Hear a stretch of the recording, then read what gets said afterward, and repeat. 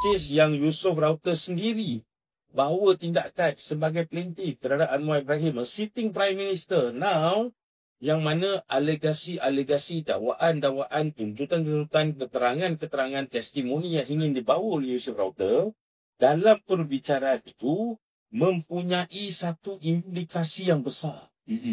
Bukan sahaja kepada seorang Perdana Menteri, tetapi kepada seorang Melayu, seorang Islam, kepada sitting Prime Minister, Image negara kita. image negara dan sebagainya. Saya merasakan sebab itu dia sedang mempersediakan orang yang dia paling boleh percaya, iaitu anak dia TV, untuk disediakan perjalanannya, landasannya itu pemegang jawatan mungkin dalam parlimen dulu, kemudian dinaikkan sebagai Presiden PKR mungkin selepas ini, kemudian dijadikan Prime Minister in waiting mungkin.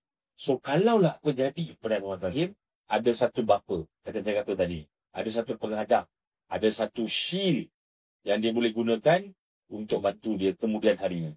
Saya merasakan sekarang ini Nurul Izzah tak ada kerusi di parlimen. Betul, dia kena Saya merasakan akan ada orang akan jadi kambing kita.